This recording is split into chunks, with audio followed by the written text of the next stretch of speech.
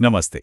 चलिए आज बात करते हैं हिंदी की किताब से ली गई दो बहुत ही छोटी लेकिन उतनी ही गहरी कहानियों की। ये ऐसी कहानियां हैं जो हमारे रोज के फैसलों और हमारी सोच पर एक बड़ा सवाल खड़ा करती हैं। ये कहानियां नरेंद्र चपड़गांवकर की दो लघु कथाएं से हैं। अब देखिए, भले ही ये एक किताब का हिस्सा है, पर ये सिर्फ स्टूडेंट्स के लिए नहीं है। असल में इनके अंदर जो सामाजिक संदेश छिपा है, वो हम सबसे जुड़ता है। तो एक सवाल से शुरू करते हैं। क्या कभी ऐसा हुआ है कि किसी बहुत ही मामूली सी बातचीत ने हमें अपने ही बारे में कुछ बहुत बड़ा सिखा दिया हो? क्या हमारी रोज की बातें हमारे असली मूल्यों को सामने ला सकती हैं? चलिए देखते हैं। हमारी जो पहली कहानी है वो इसी सवाल का जवाब देने की कोशिश करती है। इसका नाम है भुट्टे का दाम।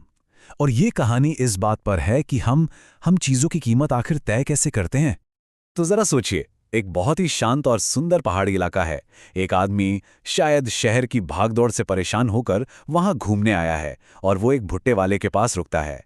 माहौल एकदम बढ़िया है, लेकिन क्या ये सुकून बना रहेगा? वो भुट्टे वाले से दाम पूछता है और जैसे ही जवाब सुनता है एकदम चौंक जाता है। 5 रुपए का एक भुट्टा?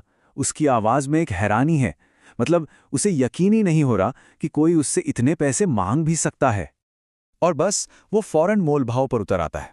कहता है, अरे हमारे शहर में तो 2 रुपए में मिलता है, चलो तुम 3 ले लो। अब यहां ध्यान देने वाली बात यह है कि वो सिर्फ पैसे कम नहीं करा रहा, बल्कि वो अपने शहरी होने के घमंड में उस भुट्टे वाले की मेहनत और उस जगह की हकीकत दोनों को ही नजरअंदाज कर रहा है। लेकिन फिर कुछ होता है। भुट्टे वाला कुछ नहीं बोलता, बस चुपचाप खड़ा रहता है। और उसकी ये खामोशी उस आदमी के लिए एक आईने की तरह काम करती है। उसे अचानक अपने ही बर्ताव पर, अपने दोहरे मापदंड पर शर्मिंदगी महसूस होने लगती है। वो सोचने लगता है कि ये कैसा दोगलापन है ना? हम बड़े बड़े होटलों और मॉल्स में जाते हैं, वहां बिना एक सवाल पूछे हजारों रुपए दे आते हैं, लेकिन जब सड़क किनारे बैठे किसी गरीब से कुछ खरीदने की बारी आती है तो हम 2-4 रुपए के लिए भी बहस करने लगते हैं। और बस इस एक एहसास के बाद उसका पूरा नजरिया ही बदल जाता है। वो बिना कुछ कहे चुपचाप 20 रुपए निकालता है, 4 भुट्टे लेता है और अपनी गलती का बोझ मन में लिए वहां से चला जाता है। उसकी खामोशी ही उसके पछतावे को बयां कर रही थी। तो ये तो थी पहली कहानी। चलिए अब दूसरी कहानी की तरफ चलते हैं। पहली कहानी थी मूल्य यानी प्राइस के बारे में, और दूसरी कहानी है उस मूल्य से भी कहीं ज्यादा बड़ी चीज के बारे में, ईमानदारी। कहानी का नाम है सही उत्तर।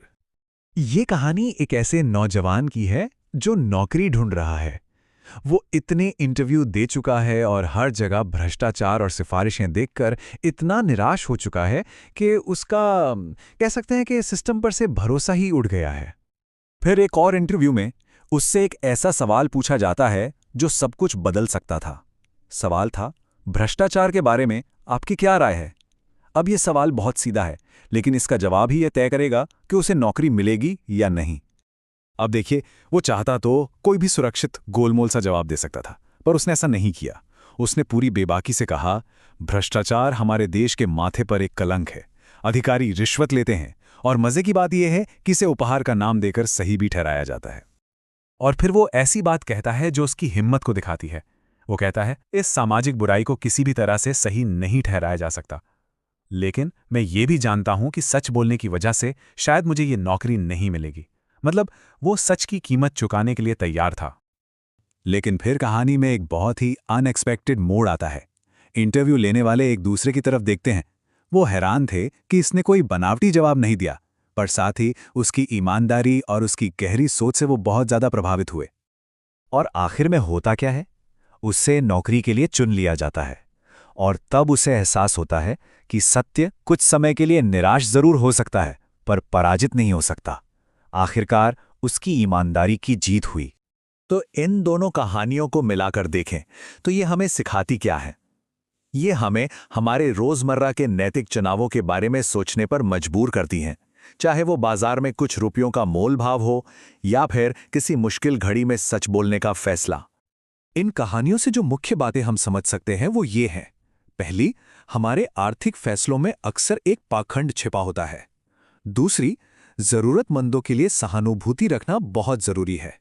तीसरी, हमें यह समझना होगा कि जो आसान है वो हमेशा सही नहीं होता।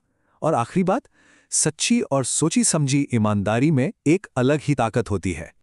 तो अंत में सवाल ये नहीं है कि उन कहानियों के किरदारों ने क्या किया। असली सवाल तो ये है कि हम क्या करते हैं। जब हमारी जिंदगी में ऐसी छोटी छोटी नैतिक चुनौतियां आती हैं तो हम कौन सा रास्ता चुनते हैं। इस पर सोचिएगा जरूर। Like, share, and subscribe now and learn smart.